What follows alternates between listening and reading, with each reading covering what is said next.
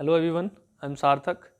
आज हम coordinate geometry का लास्ट लेक्चर करने वाले हैं। ठीक है, इससे पहले जो भी लेक्चर हमने किए उनमें हमने पढ़ा इंट्रोडक्शन टू कोऑर्डिनेट ज्योमेट्री, है ना, और डिस्टेंस फार्मूला पढ़ा, उसके एप्लीकेशन पढ़े, सेक्शन फार्मूला पढ़ा, उसके एप्लीकेशन पढ़े, है ना, उस पर कुछ क्वेश्चंस किए। तो आज जो लेक्चर हम करने वाले हैं उसमें हम पढ़ेंगे कि अगर कोई एक ट्राइंगल है, मतलब ट्राइंगल के तीनों वर्टेक्स के कोऑर्डिनेट्स हमें दे दिए जाएं तो हम उसका एरिया कैसे निकाल सकते हैं। ठीक है ना, तो हम एरिया ऑफ ट्राइंगल पढ़ने वाले हैं।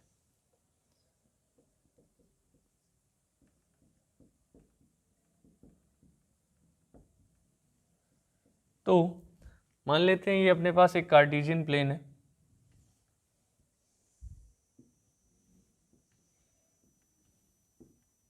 ये अपना हो गया एक्स एक्सिस और ये हो गया वाई एक्सिस। इसमें ये तीन अपने पास कोई भी पॉइंट है ए बी सी, इनके कोऑर्डिनेट्स हैं हमारे पास x1 y1, x2 y2 और x3 y3। अब इन तीनों से फॉर्म होने वाला ट्राइंगल जो है उसका एरिया हमें बताना है।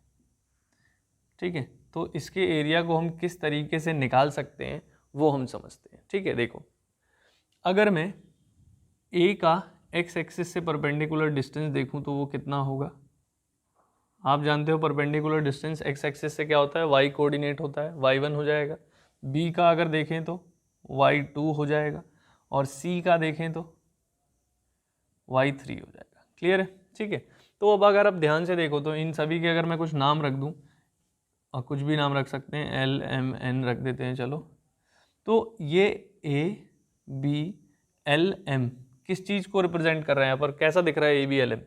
ए बी एल एम जो है एक ट्रेपीजियम जैसा दिख रहा है। ट्रेपीजियम क्या होता था? एक ऐसा कोडिलेटरल जिसमें ऑपोजिट साइड का एक पेयर पैरेलल हो, है ना। तो आप देखोगे तो यहाँ पर बी एल और ए एम पैरेलल है क्योंकि ये परपेंडिकुलर डिस्टेंस है ना, यानी ये परपेंडिकुलर है तो पैरेलल है। तो अब देखो ये ट्रेपीजियम बन गया ए बी एल एम, है ना। इसी तरह ए सी एन एम, है ना, ए सी एन एम सिमिलरली जो है वो क्या बन गया, वो भी एक ट्रेपीजियम बन गया। तो मुझे किस चीज़ का एरिया चाहिए? ट्राइंगल ए बी सी का। तो अब देखना ध्यान से, अगर मैं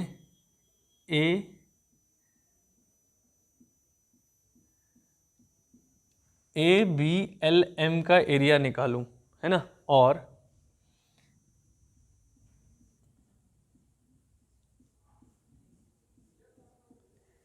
ए एम एन सी का एरिया निकालूं, और इन दोनों में से ये भी तो एक ट्रेपीजियम है, बी एल एन सी, इस ट्रेपीजियम के एरिया को सब्ट्रैक्ट कर दूं, है ना। अगर इस ट्रेपीजियम के एरिया को मैं इन दोनों एरिया में से सब्ट्रैक्ट कर दूं तो क्या बचेगा?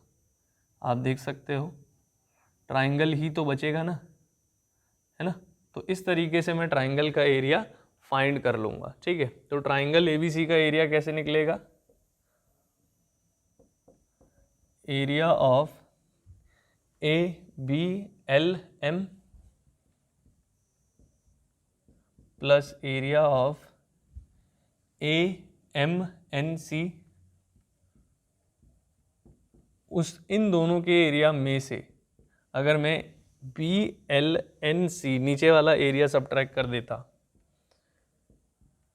तो ट्राइंगल का एरिया बचता। अब ट्रेपीजियम के एरिया का फॉर्मूला क्या था अगर आपको याद हो तो? Area of trapezium is given by half into sum of parallel sides into height। यही होता था ट्रेपीजियम के एरिया का फॉर्मूला, है ना। तो अब देखो ए बी एल एम का एरिया अगर चाहिए होगा ए बी एल एम, तो हाफ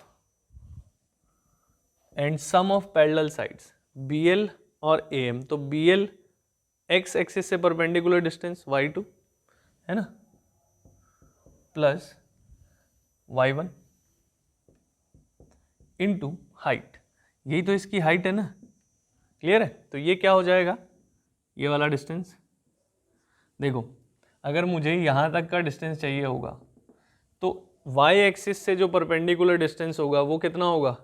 x1, है ना, x कोऑर्डिनेट जो होता है, और सिमिलरली ये वाला डिस्टेंस निकालोगे तो x2, तो ये बचा हुआ कितना होगा x1 माइनस x2, है ना। तो ये हो जाएगा x1 माइनस x2, तो ये अपना ABLM का एरिया आ गया। सिमिलरली मैं AMNC का एरिया निकाल सकता था, है ना। क्या हो जाता हाफ AMNC का, तो उसमें AM पैरेलल साइड्स का सम, AM यानी y1 और ये y3, y1 plus y3 into इसकी हाइट ये वाली हो जाती, और ये क्या होता, अगर ये डिस्टेंस आप निकालते तो ये कितना हो जाता x3, तो ये x3 और यहाँ तक सब्ट्रैक्ट करते तो x1, x3 माइनस x1 होता है ये वाला,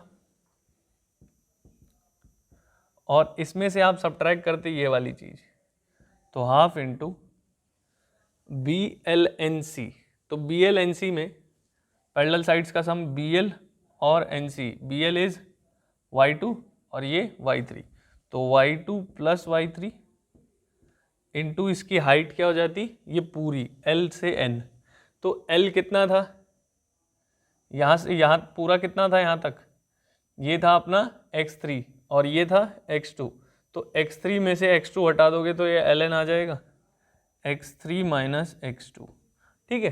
अब इन सबको सिंप्लीफाई करोगे तो देखोगे हाफ कॉमन है, ठीक है, और बाकियों को मल्टीप्लाई वगैरह इन सबको सिंप्लीफाई करोगे तो आप देखोगे कि आपको मिलेगा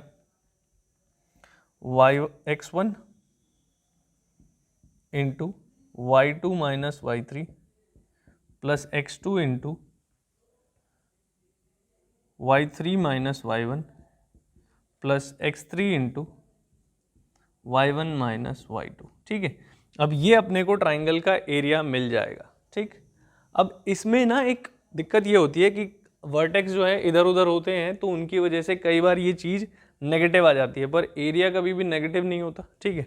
इसलिए हम फॉर्मूले में हमेशा मॉड लगा के रखते हैं कि ये वैल्यू जो होगी वो प्लस में हो जाएगी मॉड की वजह से। मॉड में क्या होता है कि मॉड के अंदर जो भी चीज़ लिखी है वो ओपन होने के बाद पॉजिटिव हो जाएगी, क्लियर है। तो ये अपने एरिया का फॉर्मूला बन गया, ट्राइंगल के एरिया का फॉर्मूला, जब भी उसके तीनों वर्टेक्स के कोऑर्डिनेट्स हमारे पास हों, ठीक है। अब इसको याद करने का एक बहुत ही सिंपल सा तरीका है कि इसको हम याद कैसे करें, ठीक है, तो वो समझ लेते हैं। देखो आपको कुछ नहीं करना, आप देखो आपके पास ABC के कोऑर्डिनेट होंगे, आप क्या करोगे हाफ लगाओगे, ठीक है, आप लिखोगे x1 और ऐसे चलोगे, ठीक है, x1 लिखा तो y2 से y3, y2 माइनस y3, ठीक है, फिर लिखोगे x2, फिर क्या करोगे x2 लिखा है तो y3 से y1, फिर लिखोगे x3 और फिर क्या करोगे अगले वाले से यानी y1 माइनस y2 करोगे, ठीक है। तो ये आप देखोगे तो एंटी क्लॉकवाइज चले हो, है ना, एंटी क्लॉकवाइज चले हो, बस उस हिसाब से चलते हुए ये फॉर्मूले को आप याद कर सकते हो, लर्न करने का एक तरीका हो गया, ठीक है। फॉर्मूला क्या आया, ये आया, कैसे आया ये हमने समझ लिया, याद करने का तरीका हमने समझ लिया, तो अब हम बहुत ही आसानी से ट्राइंगल का एरिया निकाल लेंगे, ठीक है। तो चलो इस पर कुछ क्वेश्चन करते हैं, आप वीडियो को पॉज करके इसे नोट कर लेना।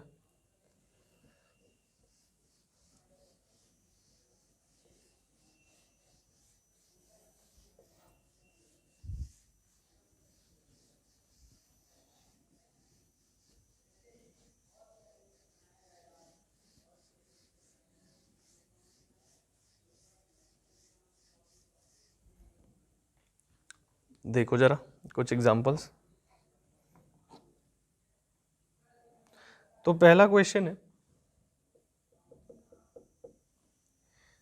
The vertices of triangle ABC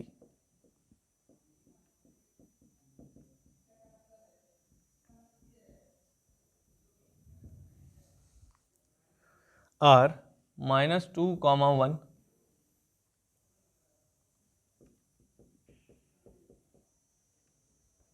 और B के कोऑर्डिनेट है यहाँ पर 5, 4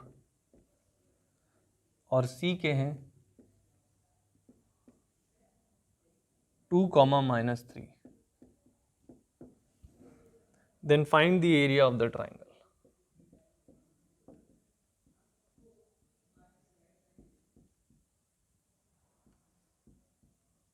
ठीक है। अब देखो तीनों वर्टेक्स हैं अपने पास, तो किस तरीके से एरिया निकालेंगे।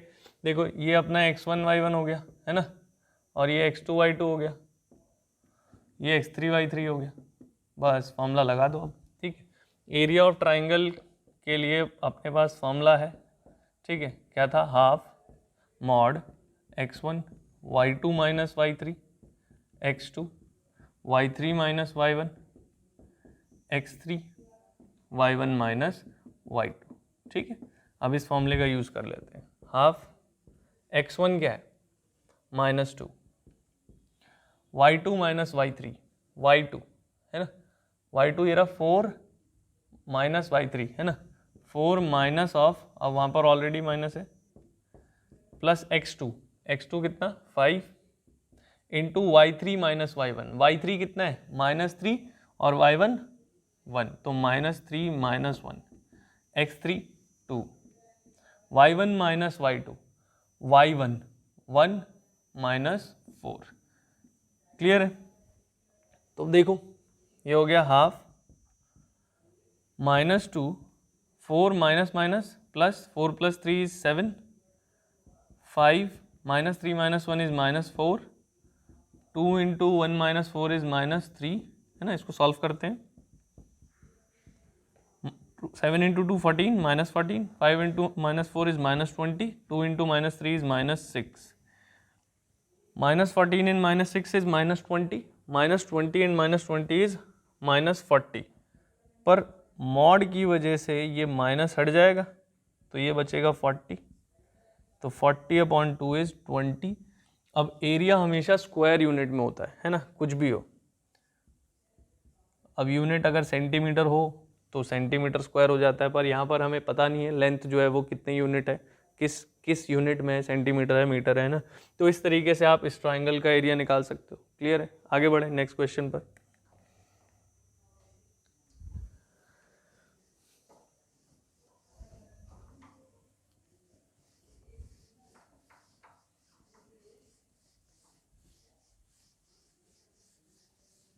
देखो जरा एग्जाम्पल 2 है हमारा कि the area of triangle is 5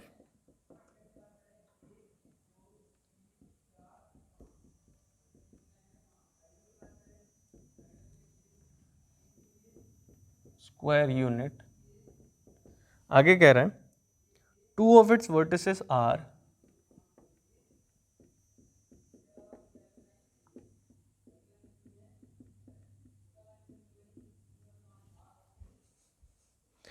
(2,1) and 3,-2।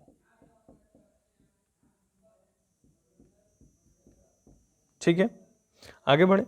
आगे कह रहा है द थर्ड वर्टेक्स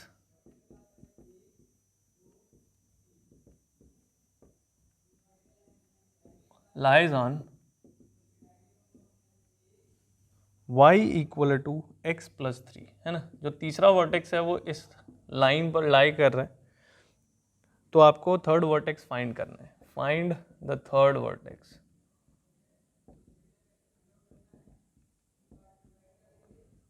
ठीक है, तो देखो जरा किस तरीके से इसे करेंगे। अब ट्राइंगल के 2 वर्टेक्स है, तीसरा नहीं पता है, वही फाइंड करना है। तो मैं क्या करता हूँ, तीसरे वर्टेक्स को कुछ लेट कर लेता हूँ। Let the third vertex be x3, y3 है ना। ये अपना तीसरा वर्टेक्स हो गया। अब देखो ट्राइंगल के 2 वर्टेक्स है, तीसरा निकालना है। एरिया दिया है तो एरिया का यूज करते हैं। एरिया का फॉर्मूला हमने पढ़ा है ना। एरिया ऑफ ट्राइंगल क्या होता है, area of triangle is half, जब तीनों वर्टेक्स हैं हमारे पास, x1 y2 minus y3 x2 y3 minus y1 x3 y1 minus y2। यही फॉर्मूला था, इसका यूज करते हैं। एरिया कितना दिया हुआ है 5 स्क्वायर यूनिट, तो ये रख लिया 5। x1 ये अपना x1 y1 हो गया और ये x2 y2 हो गया, और थर्ड वर्टेक्स तो ये हमने मान ही लिया है। तो पुट करते हैं x1 2 y2 minus y3, y2 is -2 y3 is y3 -2 minus y3 plus x2 is 3, y3 minus y1, y3 minus y1 is 1, ठीक है, प्लस x3, x3 तो x3 ही है, y1 minus y2, y1 1 minus of minus 2 है ना, तो 1 plus 2 हो जाएगा वो, तो एक क्रॉस मल्टीप्लाई करोगे तो 2 5 10 हो गया, ये मॉड 2 इंटू 2 माइनस 4 और ये minus 2 times y3 3y3 minus 3 और ये 2 प्लस 1 3 इंटू x3, ठीक, क्लियर, आगे बढ़े, देखो ये हो गया 3y3 minus 2y3 is y3 और ये माइनस 4 है, माइनस 4 माइनस 3 इज माइनस 7 और ये 3x3, ठीक है, और तो कुछ बचा नहीं है। अब देखो इस चीज का जो मॉड है ना, इसको मॉड बोलते हैं, इसका मॉड जो है वो 10 है, ठीक है, मॉड का मतलब क्या था कि अंदर जो भी चीज होगी उसको प्लस बना दिया गया होगा, तो अगर अंदर 10 होगा तो भी ये 10 रहा होगा, पर अगर अंदर माइनस का 10 आया होता तो भी ये 10 को ही बताता कि ये 10 है, ठीक है, तो यानी जो अंदर चीज लिखी है ये क्या हो सकता था, -7y3 प्लस 3x3 जो है वो या तो 10 हो सकता था या -10 हो सकता था, है ना,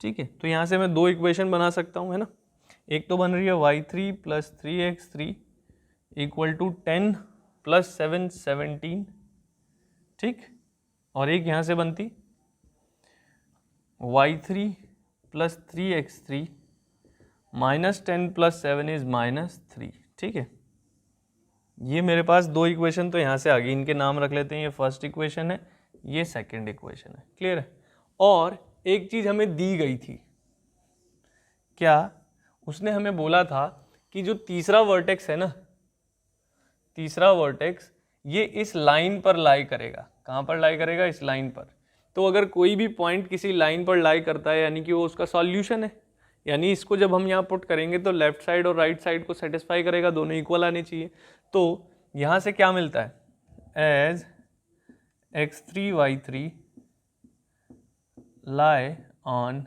y equal to x plus 3 therefore y3 must be equal to x3 plus 3, है ना, और ये मेरी हो गई थर्ड इक्वेशन, तो ये तो है ही, और इन दोनों में से कोई भी पॉसिबल है, दोनों ही पॉसिबल हो सकते हैं, है ना, तो अब देखो इसको और इसको यानी फर्स्ट और थर्ड को जब सॉल्व करूंगा तो y3 और x3 की वैल्यू आ जाएगी, दो लीनियर इक्वेशन है, सॉल्व करके इसकी वैल्यू निकाल सकता हूँ, सिमिलरली 2 और 3 को भी सॉल्व करके निकाल सकता हूँ, ठीक, अब देखो जरा इसको सॉल्व करते हैं, तो अब यहाँ तक नोट कर लेना,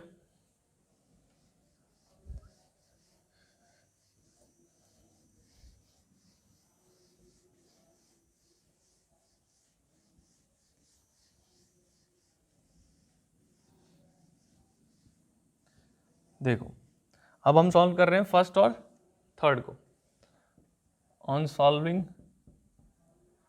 फर्स्ट एंड थर्ड, तो देखो क्या आएगा, फर्स्ट और थर्ड को y3 प्लस x3, तो y3 की वैल्यू सीधा पुट कर देते हैं ना, यहाँ पर y3 पुट कर दिया तो क्या आ जाएगा, x3 प्लस 3 है ना, x3 plus 3 plus 3x3 equal to 17, तो 1 plus 3 is 4x3, 17 minus 3 is 14, तो x3 आ गया 14/4, ये कट गया ना, कितना आ गया 7/2, x3 आ गया 7/2, तो ये x3 आ गया 7/2, है ना, हम इसको इसमें पुट कर देते हैं, तो ये 7/2 प्लस 3, 2 3 जा 6, 7 प्लस 6 13/2, तो y3 आ गया 13/2, तो जो कोऑर्डिनेट्स आए तीसरे वाले थर्ड वर्टेक्स जो आया अपना वो क्या रहा 7/2, 13/2, और ये किससे आया है, जब मैंने फर्स्ट और थर्ड को सॉल्व किया था, इसी तरह मैं अगर थर्ड और सेकंड को सॉल्व करता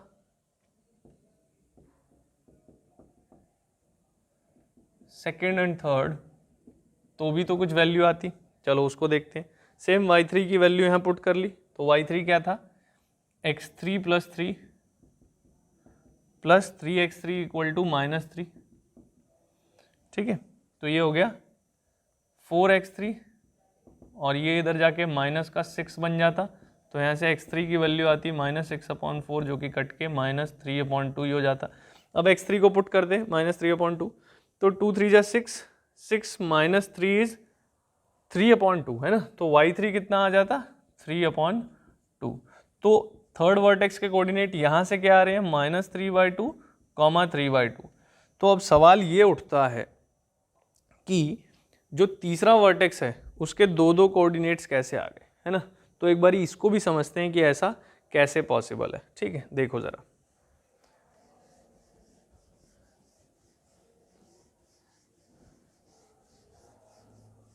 हम क्या करते हैं, एक रफ स्केच बनाते हैं। देखो कोऑर्डिनेट्स जो है वो दोनों वर्टेक्स के पहले दो पुट कर लेते हैं। एक था 2,1 है ना, तो ये 0 1 2 और यहाँ कहीं ले लेते हैं 2,1, ठीक है। और दूसरा क्या है 3, -2 x 3 y -2, ये 2 था, ये 3 हो गया, ये 1 ये -2 है ना, 3, -2, ठीक है। ये अपने पॉइंट्स आ गए। अब देखो ये तो दो वर्टेक्स हैं ट्राइंगल के, तीसरा वर्टेक्स जो है वो कहाँ पर लाई कर रहा था y = x + 3 पे। तो इस लाइन को ड्रॉ करते हैं। जब x को 1 रखेंगे तो y कितना होगा 4, x 1 y 4 यहाँ कहीं है ना। जब x को 0 रखेंगे तो y कितना आएगा 3, 0 3। तो इन दोनों को मिलाते हैं तो ये बन गई अपनी वो वाली लाइन, कौन सी y = x + 3 वाली लाइन, ठीक है। अब देखो सवाल ये था कि तीसरा पॉइंट जो है वो कैसे आ सकता है। 7/2 यानी 3.5 और 13/2 यानी कि 6.5 है ना। तो ये 3 था तो यहाँ कहीं 4 होगा, इसके बीच में 3.5, x का 3.5 था ना, तो 3.5 यहाँ और इसी तरह यहाँ पर कहीं 6.5 आ जाएगा। तो ये अपना तीसरा वर्टेक्स जो है वो आ जाता, क्या था 7/2 और 13/2, ठीक है।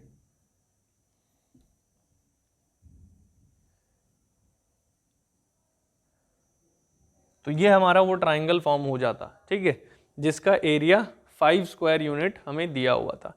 लेकिन वो जो दूसरा वर्टेक्स आया था -3/2 है ना, ये इधर कहीं आता -3/2 यानी 1.5 1 2 है ना इधर कहीं, और y का भी 1.5 आ जाता, तो यहाँ कहीं होता। तो इस ट्राइंगल का एरिया जो है ना -3/2 और 3/2 का, इसका एरिया भी सेम ही आता, ठीक है। तो उसने हमें क्या बोला था, दो वर्टेक्स दिए थे ये और ये लाइन दी थी, लाइन पे तीसरा पॉइंट होना था और एरिया फिक्स था।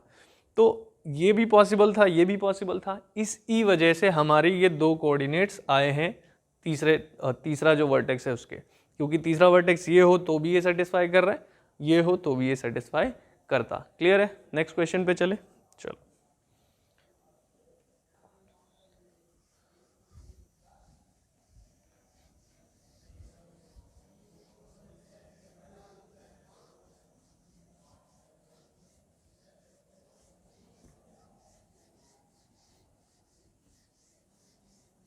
देखो जरा, ये अपना एग्जाम्पल 2 था। एग्जाम्पल 3 क्या है वो देख लो। Find the value of k for विच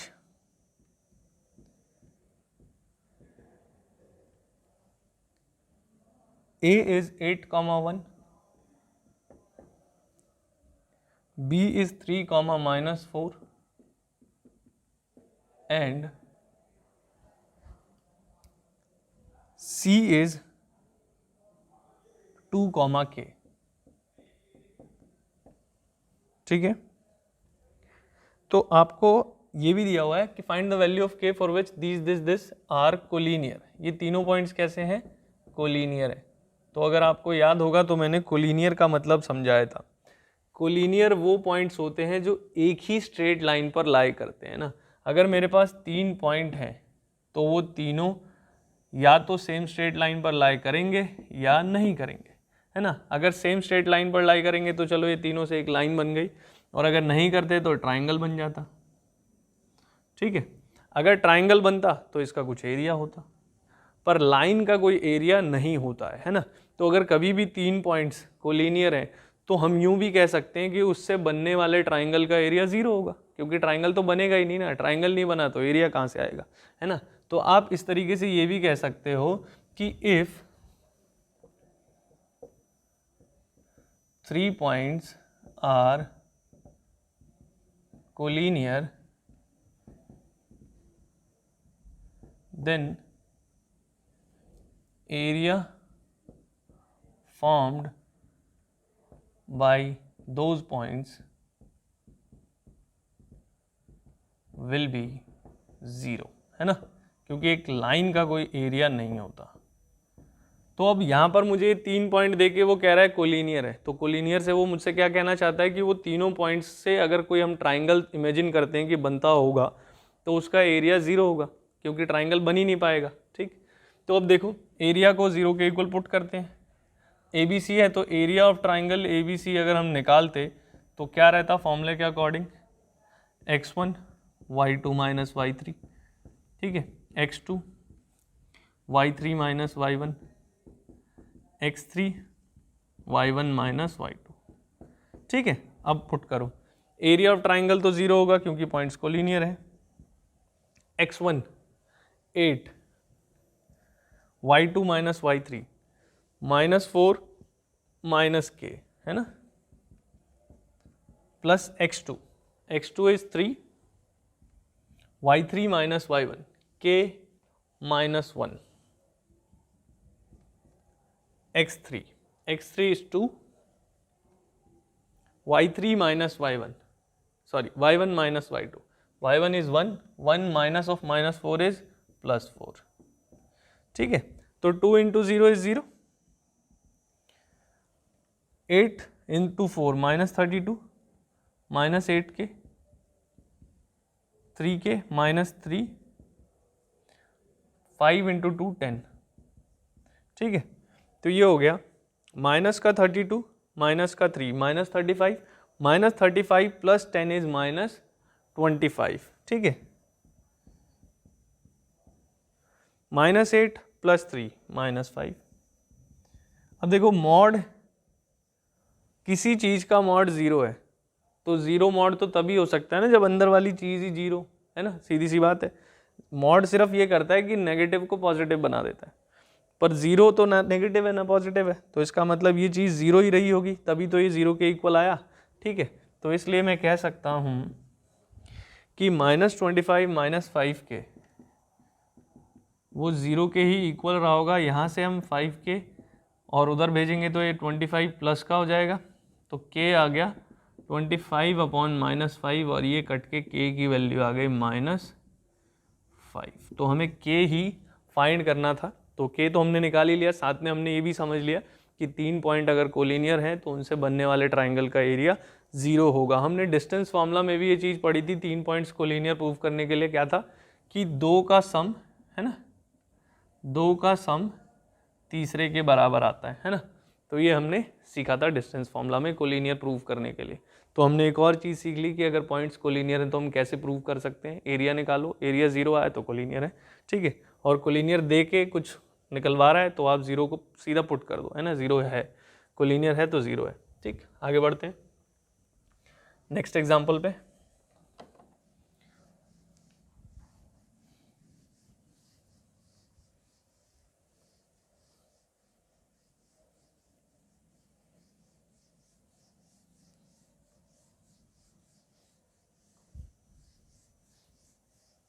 देखो तो एग्जाम्पल 4 है हमारा, नेक्स्ट एग्जाम्पल कह रहा है find the area of quadrilateral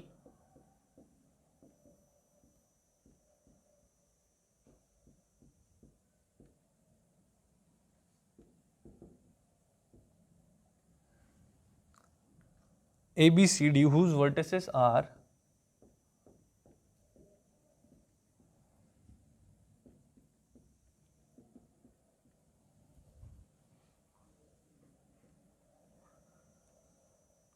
A, that is -4, -2, B, that is -3, -5, and C, that is 3, -2, and D, that is 2, 3. ठीक है, तो ये हमारे पास एक क्वाड्रिलेटरल है जिसके वर्टेक्स हमें दिए हुए हैं, हमें इसका एरिया फाइंड करना है। क्लियर है, हमें क्या करना है, इसका एरिया फाइंड करना है। तो जब भी हमारे पास वर्टेक्स दिए हो, सबसे पहली बात तो एक ऑर्डर में लिखेंगे हम, ठीक है, कैसा भी कुछ लिख लो अपने, है ना, ABCD, ये इसका रफ डायग्राम है। ठीक है, ए के कोऑर्डिनेट्स है मेरे पास -4, -2, बी के है -3, -5, और सी है 3, -2, और डी है 2, 3। ठीक है, अब देखो हमने जो फॉर्मूला पढ़ा है, जब भी वर्टेक्स है अपने पास, तो हमने पढ़ा है कि हम ट्राइंगल का एरिया निकाल लेंगे। तो अब मेरे पास क्वाड्रिलेटरल है, तो क्वाड्रिलेटरल में मैं क्या कर सकता हूँ, ट्राइंगल तो दिख नहीं रहा, तो बना लेते हैं ना। अगर मैं इस चीज़ को ज्वाइन कर लूँ तो ये एक ट्राइंगल बन गया ABC, और ऊपर भी बन गया ADC। अब दोनों ही ट्राइंगल में तीनों कोऑर्डिनेट्स, तीनों वर्टेक्स के कोऑर्डिनेट्स, है ना, पता है, तो दोनों का अलग अलग एरिया निकाल सकता हूँ, और दोनों को ऐड कर दिया तो पूरे का एरिया आ जाएगा, है ना। तो कभी भी किसी भी पॉलीगन का एरिया आपसे निकालने को कहा जाए, तो आप अगर वर्टेक्स के कोऑर्डिनेट्स दिए हैं तो सभी के, तो आप उन सभी को अलग अलग ट्राइंगल्स में डिवाइड कर लो, है ना, ताकि ऐसे करो कि उनमें कोई एरिया कॉमन ना आए, है ना, और सबका अलग अलग एरिया निकालो, सबको ऐड कर दो, है ना, किसी भी पॉलीगन का एरिया आप निकाल सकते हो। तो जैसे कि क्वाड्रिलेटरल का निकालना है, तो मैं एरिया ऑफ ABC निकालता हूँ। ठीक है, area of triangle ABC half. ठीक है, फॉर्मूला है हमारा x1 y2 - y3, x2 y3 - y1, x3 y1 - y2। ठीक है, अब देखो वैल्यूज पुट करते हैं। -4 y2 - y3, -5 -2, -5 minus of -2 plus हो गया, -5 + 2 इज -3, है ना। x2 इज -3, y3 - y1, है ना, y3 - y1, -2 ऑफ ये -2, तो माइनस ऑफ -2, तो ये +2 हो जाएगा, -2 + 2 इज 0। ठीक है, कितना हो गया, 0। x3, अब x3 कितना हो गया, 3, y1 - y2, -2 minus of -5 +5, -2 + 5 is +3, है ना।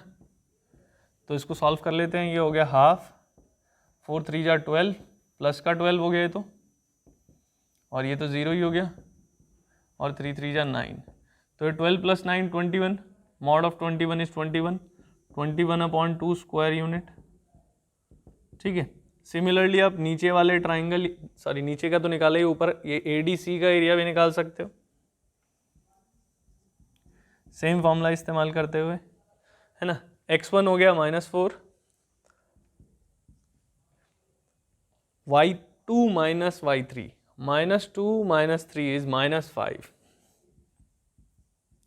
x2 3, y3 - y1, 3 minus of -2 is +2, 3 + 2 is 5, फिर x3 2, -2 माइनस ऑफ -2 +2, तो -2 + 2 इज 0, तो ये हो गया हाफ, 4 5 जा 20, 3 5 जा 15, 2 × 0 इज 0, तो 20 + 15 इज 35/2 स्क्वायर यूनिट। ये दोनों का अलग अलग एरिया आ गया, है ना। अब मुझे चाहिए था पूरे क्वाड्रिलेटरल का एरिया, तो area of ABCD will be equal to area of triangle ABC plus area of triangle ADC, है ना। तो एक का एरिया कितना आया 21/2 और दूसरे का आया 35/2, है ना। दोनों को ऐड कर देते हैं, तो ये हो गया 5 + 1 6, 3 + 2 5, 56/2, दैट इज 28 स्क्वायर यूनिट, है ना। तो ये हमने इस क्वाड्रिलेटरल का एरिया निकाल लिया है। किस तरीके से? इसको अलग अलग ट्राइंगल में डिवाइड करके। तो हमने क्या पढ़ा? ट्राइंगल के एरिया का फॉर्मूला पढ़ा, कैसे आया, उसको याद करने का एक तरीका देखा, ठीक है, और उस फॉर्मूले को यूज़ करते हुए कुछ क्वेश्चंस किए, ठीक है। कोलिनियरिटी का कंसेप्ट पढ़ा, क्वाड्रिलेटरल का एरिया निकालना सीखा, ठीक है। किसी भी पॉलीगन का एरिया निकाल सकते हो अगर सभी वर्टेक्स के कोऑर्डिनेट्स हमें दिए जाएँ तो, ठीक है। तो आई होप ये चीज़ें आपको समझ आई होंगी। Thank you.